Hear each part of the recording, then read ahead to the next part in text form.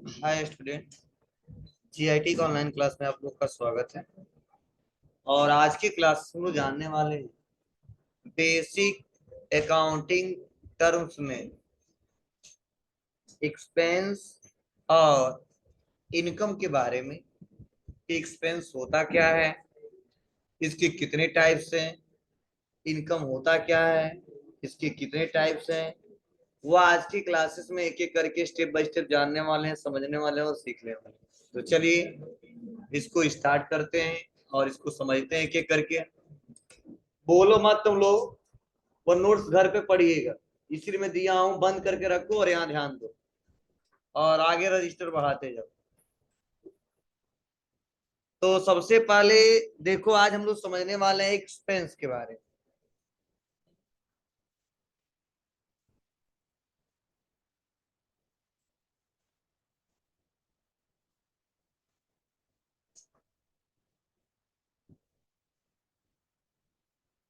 Expenses होता क्या है, एक्सपेंस होता क्या है, यह समझना बहुत जरूरी है।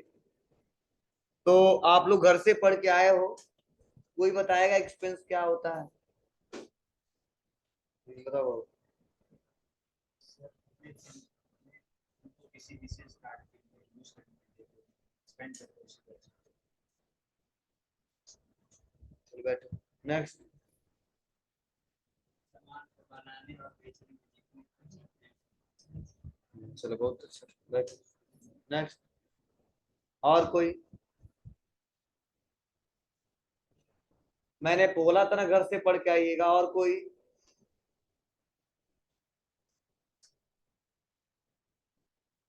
क्यों नहीं आए हो पढ़ के?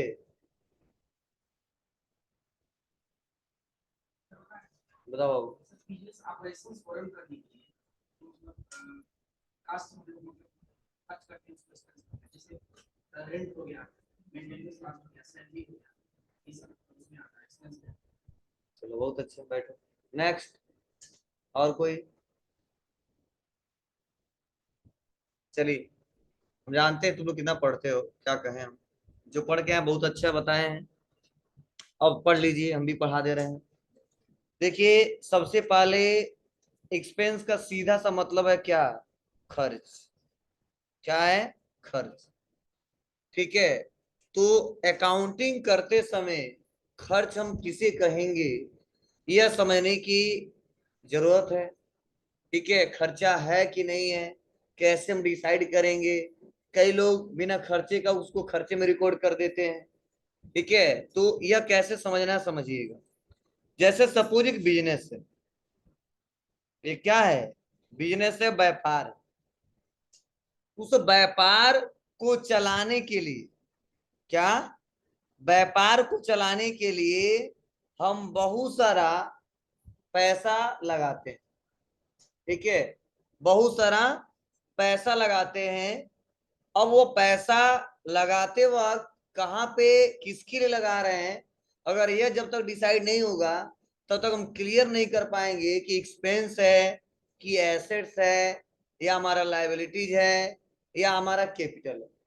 तो यूं कह लो, इस व्यापार को हमको चलाना है। किस व्यापार को? तो सपोज मान लो हमारा एक इंस्टीट्यूट है।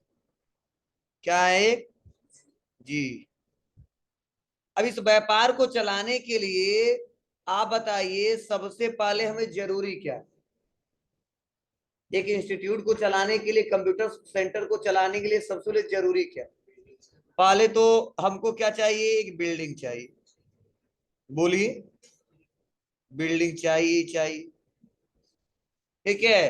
प्लस हमारे बिल्डिंग के साथ साथ इलेक्ट्रिसिटी पावर भी हमारे पास होना चाहिए।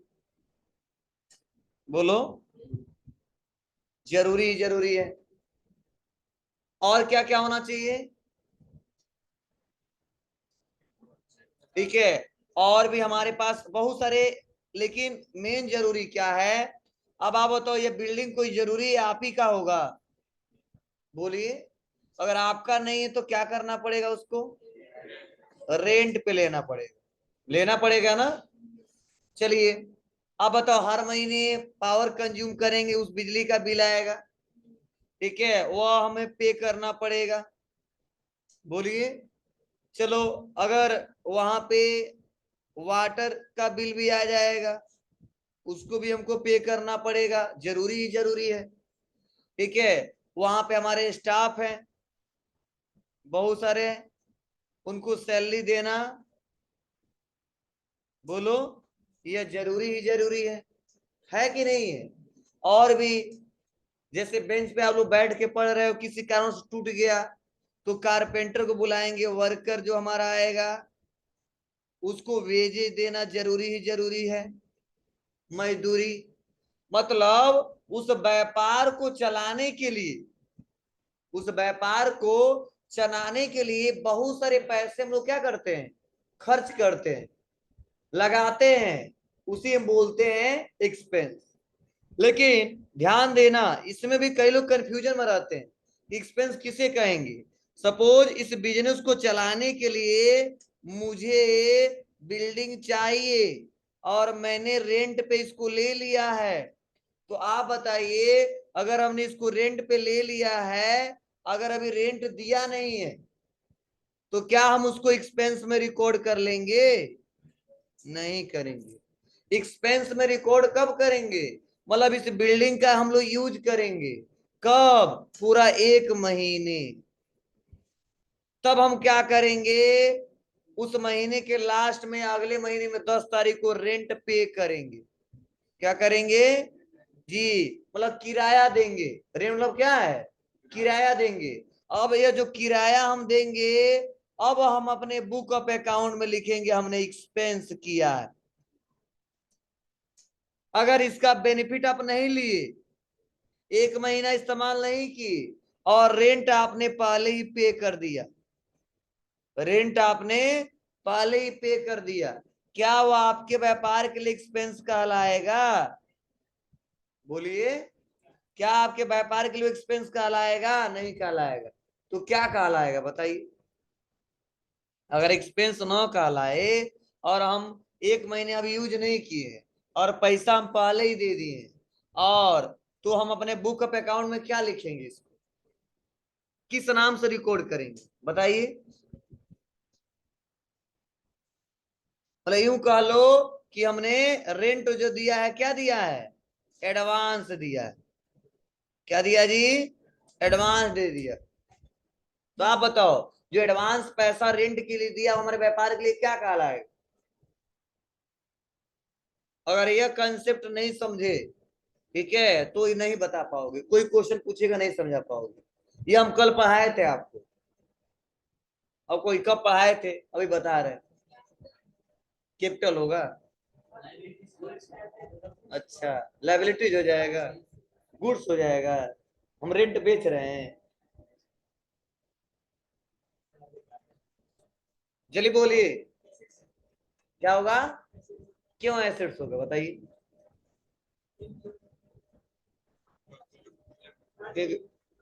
हाँ तो बोलो क्या कर रहे हो? Correct answer. मतलब हमने बताया था आपको शुरुआत में कि एसेट्स, एसेट्स के बारे में क्या बताया था? वह सभी वस्तुएं, ठीक है, अब चाहे वो कैश हो, चाहे कोई वस्तु है जिसका बेनिफिट हमको फ्यूचर में लेना हो, उसे हम क्या बोलते हैं? एसेट्स बोलते हैं। तो आप बताइए, जो रेंट हमने एडवांस दे दिया है, क्या उसका बेनिफिट हम फ्यूचर में नहीं लेंगे?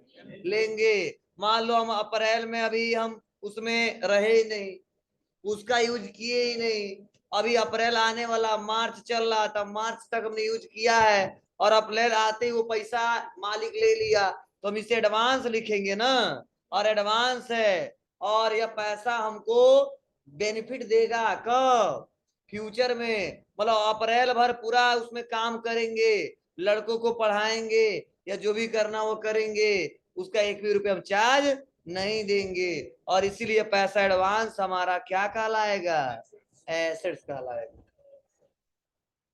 मतलब यूं कह लो, वह पैसा, वह अमाउंट जो हमने पे कर दिया है लेकिन अभी उसका यूज नहीं किया है, वो भी आपके व्यापार के लिए एसेट्स ही कहलाएगा, दूसरा कुछ मत समझना।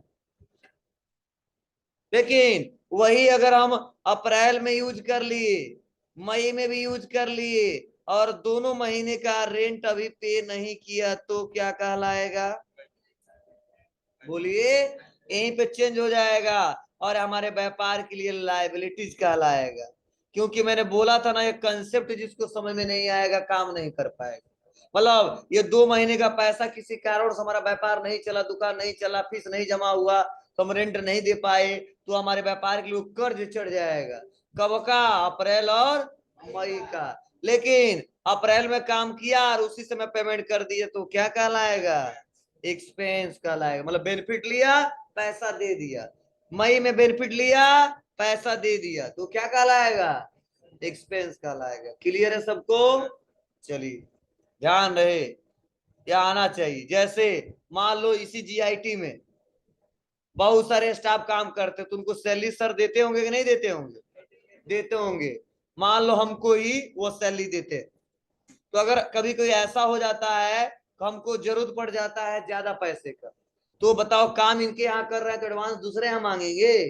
नहीं, इनके यहाँ मांगेंगे। एडवांस मांगेंगे, उनके पास रहेगा तो देंगे, नहीं रहेगा तो नहीं देंगे। चलो मान लो इन्होंने सितंबर अक्टूबर, ठीक है, सितंबर अक्टूबर दोनों महीने का उन्होंने पैसा हमको दे दिया, मतलब पेमेंट कर दिया, तो आप बताओ हम क्या कहेंगे? हम बोलेंगे ना हम कर्जे में आ गए हैं, इतना हमारा लोन है, इतना हमारा लाइबिलिटी है। कितने का? 2 महीने का। मतलब सितंबर भर चिल्ला चिल्ला के पढ़ाएंगे, 1 ही रुपया नहीं लेंगे, ठीक है, और अक्टूबर भी पढ़ाएंगे, 1 ही रुपया नहीं लेंगे। वो आपके ऊपर और लेना है एडवांस ले लो, लेकिन वह हमेशा कर्ज चढ़ता जाएगा। लेकिन आप बताओ, जो जीआईटी का ओनर है, जो पैसा पेमेंट करते हैं देते हैं, इस बिजनेस के ऊपर लायबिलिटी चढ़ेगा? नहीं, वो लिखेंगे एडवांस सैलरी यस के, मतलब सैलरी हमने क्या दिया है? एडवांस दिया है यस के को, ठीक है ना? कितना पैसा? तो जितना पैसा देते होंगे, ठीक है ना? तो इतना ध्यान रहे। अब चाहे वह रेंट हो, चाहे हमारा वह सैलरी हो, ठीक है, चाहे मजदूरी है, वह कभी एडवांस हम लोग दे देते हैं, जरूरत पड़ जाता है तो आप लोग अपने हिसाब से लिखोगे। लेकिन जाओ, वही अगर मान लो हम अप्रैल में काम किए, मई में काम किए और किसी कारणवश इनका व्यापार नहीं चला और इन्होंने बोला सर अप्रैल का भी आपका सैलरी नहीं दे पाऊंगा, मई का भी नहीं दे पाऊंगा, कुछ दिन रुकिए तब दूंगा, तो आप बताओ अब क्या हो जाएगा? उल्टा हो जाएगा। अब जीआईटी के ऊपर एक कर्ज चढ़ जाएगा। किसके नाम से? एएसके के नाम से। ठीक है, कितने मंथ का? 2 मंथ का। ये जब तक चुकाएंगे नहीं तब तक कहेंगे कि सर जी हमारा पैसा इतना नहीं दिए हैं। ये कहेगा कि हमारा कर्ज इतने का है। किससे? एएसके से। समझे? मतलब कंसेप्ट यहीं पे चेंज होता रहता है। और हम अप्रैल में काम किए, सैलरी पे कर दिया तो किस में रिकॉर्ड करेंगे? एक्सपेंस में।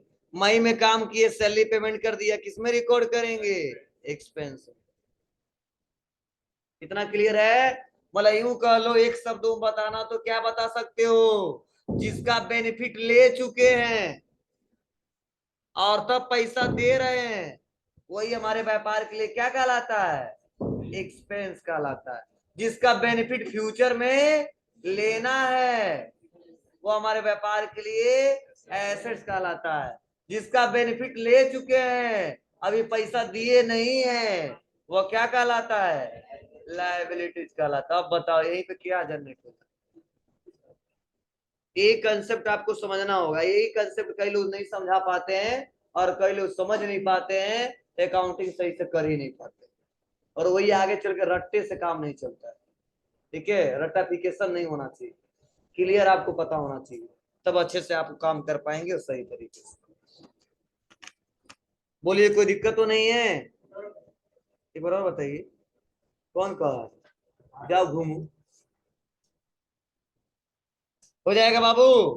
अब चलिए, एक्सपेंस में भी हमारे 2 टाइप्स के एक्सपेंस है, ठीक है। हाँ, एक बात और बता दूं कि कॉमन जो बिजनेस में एक्सपेंस होते हैं क्या क्या होते हैं समझिए। कॉमन जो होते हैं सबसे ज्यादा आता है वो आता है सैलरी। देख लो क्या आता है? सैलरी, रेंट, पावर जो कंज्यूम करते हैं, इलेक्ट्रिसिटी बिल आता है, बोलो। उसके बाद से क्या आता है हमारा, वेजेस देते हैं। क्या देते हैं, वेजेस देते हैं।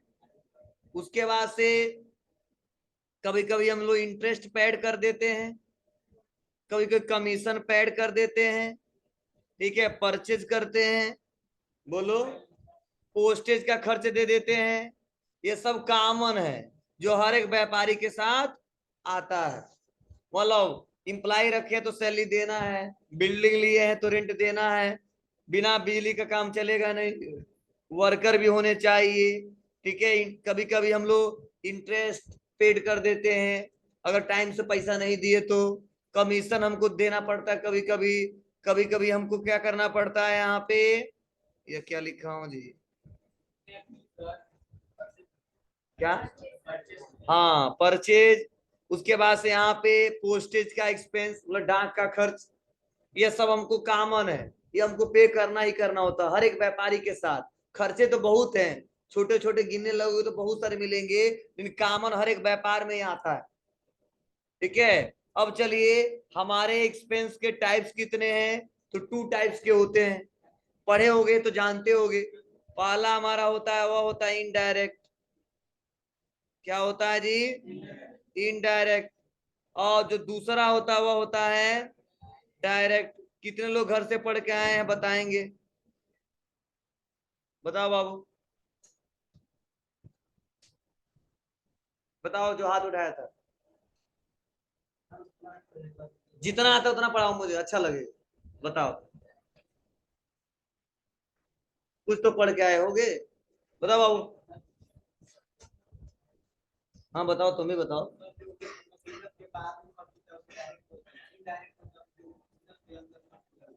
अच्छा, चलो बहुत अच्छा, बैठो। नेक्स्ट, और कोई बता दे।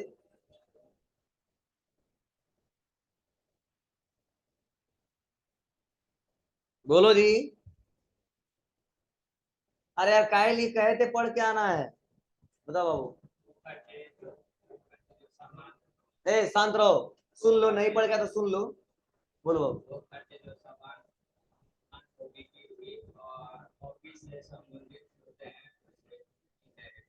और डायरेक्ट, चलिए बैठ जाइए। और कोई बताए, बोलो।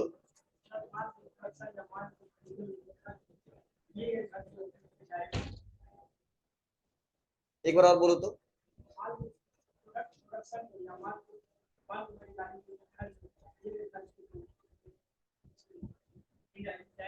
डायरेक्ट, इनडायरेक्ट, गूगल सर्च किए क्या, यूट्यूब से।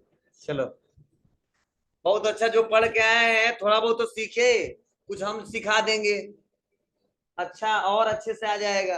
लेकिन जो गधे हैं, सब पढ़वे नहीं करते, उसकी बात ही अलग है, ब्रांडेड है, नाम करेंगे सब, ठीक है। कोई जन्मो नहीं करेगा, कैसा नाम करेंगे सब, यहाँ हमारे गांव में ही लड़का रहता है। चलिए ध्यान देना, सबसे पहले मैं समझा रहा हूं डायरेक्ट के बारे में। किसके बारे में, डायरेक्ट एक्सपेंस के बारे में। देखो, डायरेक्ट एक्सपेंस ऐसे एक्सपेंस होते हैं जो किसी गुड्स को प्रोड्यूस करते समय होते, मतलब बनाते समय होते, किसी गुड्स को प्रोड्यूस करते समय होने वाले सभी खर्चे हमारे डायरेक्ट एक्सपेंस कहलाते। अब कैसे, तो एक अच्छे से एग्जांपल के साथ समझा रहा हूं, थोड़ा समझना तभी कंसेप्ट क्लियर होगा। सपोज ये जो टाटा कंपनी है, कौन, टाटा कंपनी है, यह कार बनाने जा रहा है। क्या, कार बनाने जा रहा है। तो सबसे पहले क्या कार एक ही बार में बन जाएगा क्या, नहीं ना। उस कार को बनाने के लिए सबसे पहले क्या किया जाएगा, रॉ मटेरियल परचेज किया जाएगा। क्या किया जाएगा, रॉ मटेरियल परचेज किया जाएगा। बोलो, क्या परचेज करते समय, कच्चा पदार्थ करते समय खर्च होगा कि नहीं होगा, होगा। अब पता नहीं हम सामान कहां से खरीद के लाए, अपने सिटी से लेके आए, या अपने स्टेट से लेके आए, या अपने कंट्री से लेके आए, या अदर किसी कंट्री से लेके आए, ठीक है, मतलब खर्चा तो करना ही करना पड़ेगा, जाहिर सी बात उसके घर पे तो होगा, ठीक है। तो यह खर्चा हो गया, प्लस अब उस सामान को जहां से खरीदा होगा किसी ट्रांसपोर्ट का सहारा लेके, किसका, ट्रांसपोर्ट का सहारा लेके उसको लेके आएगा कहां पे, अपने फैक्ट्री में। कहां पे जी, अपने फैक्ट्री में, जहां पे वो सामान प्रोड्यूस होता है। तो क्या बताओ, अगर सपोज मान लो यूपी में हमारा व्यापार है और मैंने दिल्ली से वो सामान लेके आया, तो ट्रांसपोर्ट के कुछ खर्चे लगे होंगे, ठीक है। तो ट्रांसपोर्ट के जो एक्सपेंसेस होते हैं, ठीक है, वह जो खर्च है अब कितना भी हो सकता है, प्लस अब बताओ जो फैक्ट्री है, उस फैक्ट्री में मान लो हमारा नहीं है, मतलब हमने उस बिल्डिंग को रेंट पे लिया है, तो आप बताओ उसमें रेंट देते होंगे कि नहीं देते होंगे, बोलो, देते होंगे। आप बताइए उसमें बिजली का खर्च होता होगा कि नहीं होता होगा, होता होगा। उसमें हमारे एम्प्लॉय होंगे कि नहीं होंगे, सैलरी देते ही होंगे। उसके बाद से क्या वर्कर होंगे कि नहीं होंगे, सबसे ज्यादा फैक्ट्री में वर्कर ही होते हैं, मजदूरी भी देते होंगे। देखो दोनों में फर्क है, वर्कर और एम्प्लॉय में दोनों में फर्क है। वर्कर को हम मजदूरी देते हैं और एम्प्लॉय को हम लोग वेतन सैलरी देते हैं, तो दोनों में अंतर है, अभी समझाऊंगा तभी कंसेप्ट आपको क्लियर होगा। अब आप बताइए यहाँ पे ये सब खर्चे लगते होंगे कि नहीं लगते होंगे, बोलिए। तो मतलब एक कार को बनाते वक्त जो हम रॉ मटेरियल खरीद के लेके आए और जो फैक्ट्री में लेके गए, जो बनाए, मतलब जितने खर्चे हो रहे हैं, जब तक वह गुड्स फिनिश न हो जाए, फिनिश गुड्स में तैयार न हो जाए, जब तक खर्चे जितने लगते हैं वह सभी खर्च को बोला गया कौन सा खर्च है, डायरेक्ट एक्सपेंस। क्या है, डायरेक्ट एक्सपेंस है। या आपको अब सवाल है कि सर हम कैसे पता कर पाएंगे कि यह डायरेक्ट है, कैसे हम पता करेंगे, ट्रांसपोर्ट का खर्च जो है वो कंपनी में गुड्स को प्रोड्यूस करते समय लगा है, तो जो काम करते हैं उतना तो ज्ञान उनको रहता है कि खर्चा कहाँ पे हुआ है।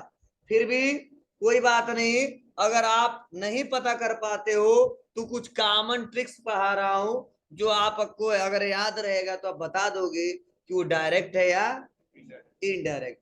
अब कहो सर इनडायरेक्ट क्या है, तो चलिए समझिए। अब जैसे वो फैक्ट्री से बाहर वो सामान निकल जाता है, क्या होता है जी, और उसके बाद से ध्यान देना, फैक्ट्री से जैसे वो ट्रांसपोर्ट के सहारे वो निकल जाता है, और जब वो शोरूम में जाता है, कहां पे जाता है जी, शोरूम में जाता है, जहां पे हम लोग सामान को सेल करते हैं, बेचते हैं। उसके बाद वह शोरूम जो होता है उसमें भी बिल्डिंग जो होता है उसको रेंट देते हैं, सबसे ज्यादा एम्प्लॉय वह शोरूम में रहते हैं, उनको सैलरी देते हैं, वहां पे वर्कर हैं उसको मजदूरी देते हैं, बोलो, पावर कंज्यूम होता है, ठीक है। प्लस हम एडवर्टाइजमेंट कराते हैं, एडवर्टाइजमेंट सो रहा ना, प्रचार करवाते हैं सामान को बेचते वक्त, मतलब उस सामान को शोरूम में लेके आने के बाद और जब तक वो बिकता नहीं है, और जितना उस सामान को बेचते वक्त खर्च करते हैं, उस सभी खर्च को क्या बोलते हैं, इनडायरेक्ट एक्सपेंस बोलते हैं।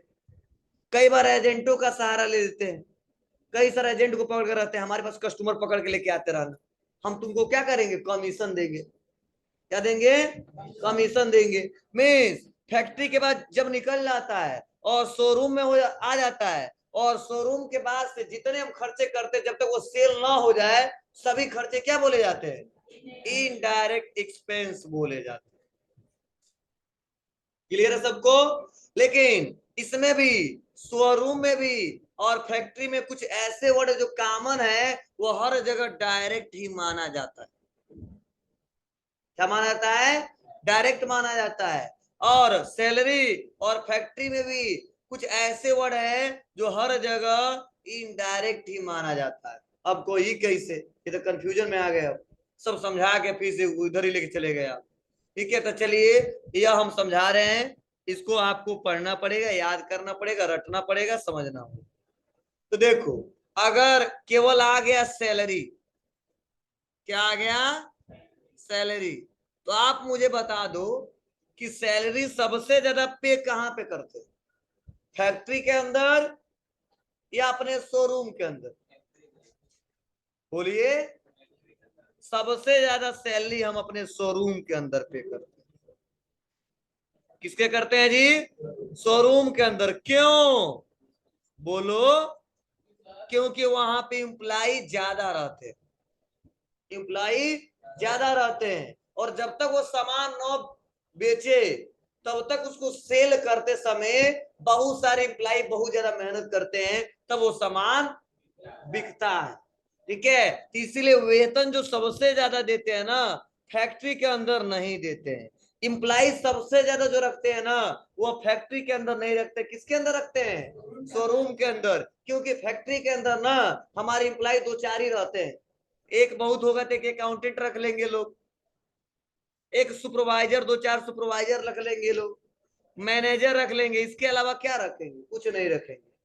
लेकिन शोरूम में बहुत कुछ रखेंगे, अकाउंटेंट भी चाहिए, मैनेजर भी चाहिए, नॉर्मल सेल्समैन भी चाहिए, और भी बहुत सारे चाहिए, और जब तक वो सामान बिकेगा नहीं तब तक चाहिए।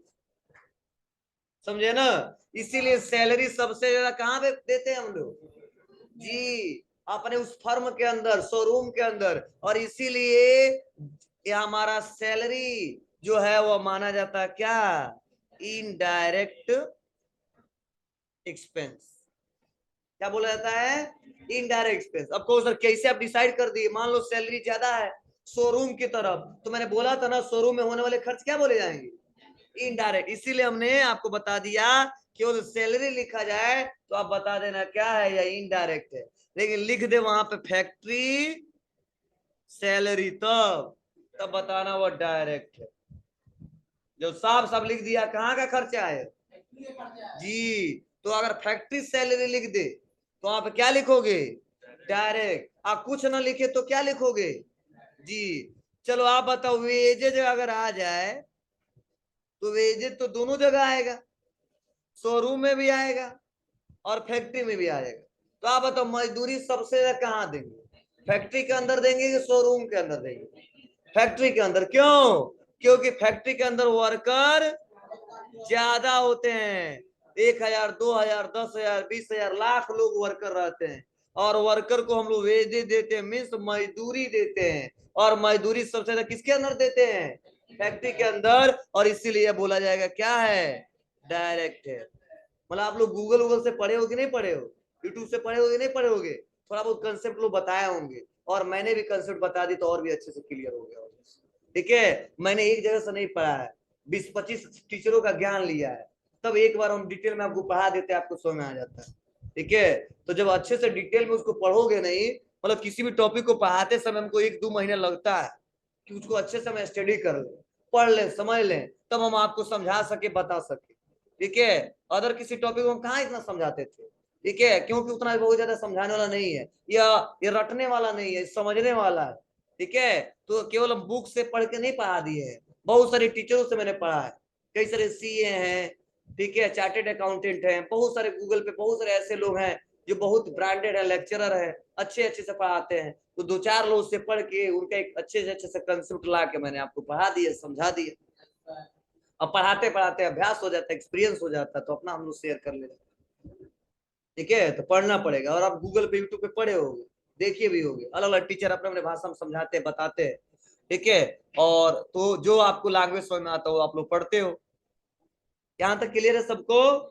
चलिए, ये तो बात था, भार सबसे ज्यादा जहां पे होगा उसके हिसाब से बताएंगे इनडायरेक्ट और डायरेक्ट है। लेकिन अगर कभी कभी वो भी नहीं लिखता है तो क्या बताओगे? तो एक और वर्ड आता है इनवर्ड।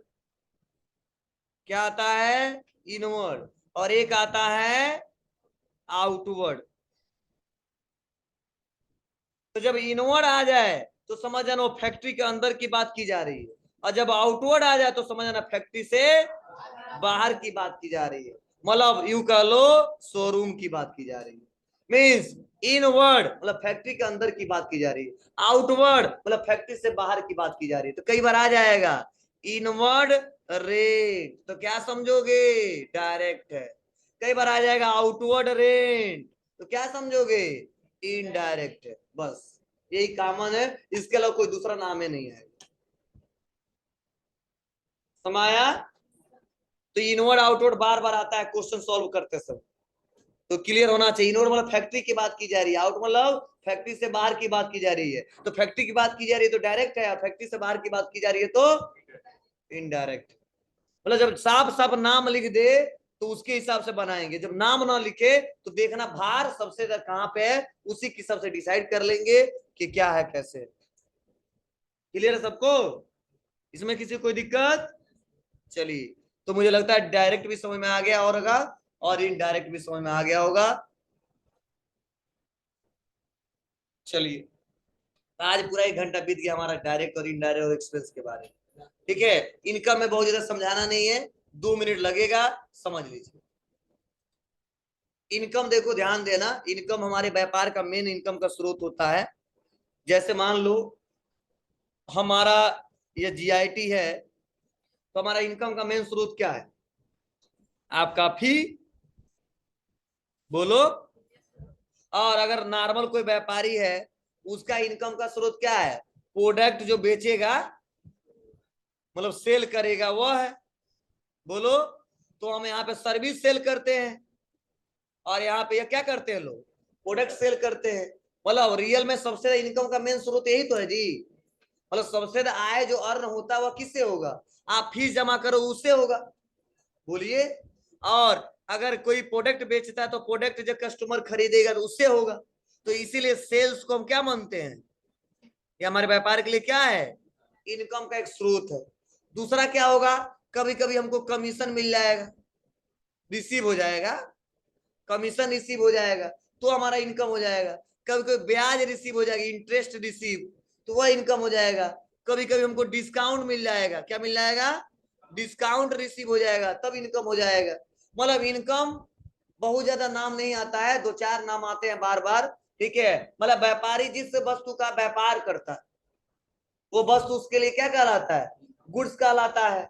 और उस गुड्स को बेचते समय जो पैसा अर्न होता है उसे क्या बोलते हैं, इनकम कहते हैं। हम सर्विस बेचते हैं तो आपका फी हमारे लिए इनकम है, अर्न है। ठीक है, और आप कोई प्रोडक्ट बेचते हो तो आपका वो प्रोडक्ट जो बेच रहे हो, ठीक है, जो पैसा आ रहा है जो सेल करते हो वो आपका इनकम है। तो आम भाषा में नॉर्मल बोल सकते हो। ठीक है, किसी गुड्स या सर्विस को बेचते समय होने वाले, ठीक है, रेवेन्यू को क्या बोलते हैं हम लोग, इनकम बोलते हैं। हाँ, यह दोनों आ सकता है, डायरेक्ट भी आ सकता है, इनडायरेक्ट भी आ सकता है। तो डायरेक्ट बहुत कम आता है, इनडायरेक्ट सबसे ज्यादा आता है। मतलब आप बताओ, मेरा जो मेन फी का स्रोत मतलब आय का स्रोत फी है ना जी। लेकिन कई बार ऐसा भी होता है कि फी के अलावा, जैसे मान लो मुझे जीएसटी रिटर्न फाइल करना आता है, सपोज मान लो आता है, तो कई सारे कस्टमर घूमते घूमते आ जाते हैं कि सर थोड़ा आपको जानते हो और थोड़ा सा हमारा रिटर्न फाइल कर दो, तो हमको आपको आपको कुछ पैसा दे देंगे। हम लोग कोई बात नहीं, 1 घंटा लगे, हम रिटर्न फाइल कर दिए, वो हमको दे दिए 1,000 रुपया। क्या बताओ, हम व्यापार रिटर्न फाइल के लिए किए थे क्या, नहीं, वो तो हमारे पास ज्ञान था और अचानक आ गया, वो सर्विस हमने दे दिया। ठीक है, तो ऐसा इनकम हमारा बोला जाता है डायरेक्ट इनकम। क्या बोला जाता है, डायरेक्ट इनकम। लेकिन जो फीस जो हमारा है वो हमेशा है ना जी, कंटिन्यू हमारे व्यापार में चलता है, पता नहीं आएगा कि नहीं आएगा, ये तो हमेशा आता है, और इसीलिए से बोलेंगे इनडायरेक्ट। मतलब यूं कह लो, जो मेन उद्देश्य हमारा व्यापार का है इनकम कमाने का, और वहां से पैसा आता तो उसे बोलते हैं इनडायरेक्ट, और अचानक कभी कभी आ जाता है, ठीक है, उसे बोलते हैं हम लोग डायरेक्ट।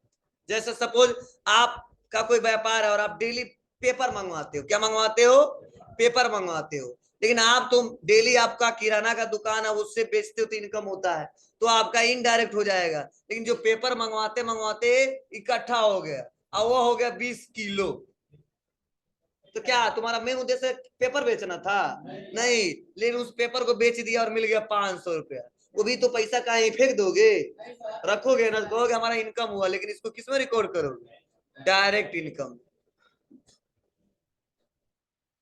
मतलब वैसा अर्न जो हमारे उस व्यापार से रिलेटेड नहीं था, लेकिन वो ज्ञान मेरे पास है, वो नॉलेज है, और किसी कारण से वो अर्न हो जाता है, वो सर्विस देने पे, वो प्रोडक्ट देने पे, तो ऐसे इनकम को हम बोलते हैं डायरेक्ट इनकम। और उसके बाद से बाय डिफॉल्ट जो व्यापार से होते हैं उसे बोलते हैं हम लोग इनडायरेक्ट इनकम, समझे ना। और ये इनकम में सबसे ज्यादा यही आएगा, सेल्स आएगा, कमीशन रिसीव आएगा, इंटरेस्ट रिसीव आएगा, डिस्काउंट रिसीव आएगा, यह सब है, इसके अलावा ज्यादा ही नहीं करेगा।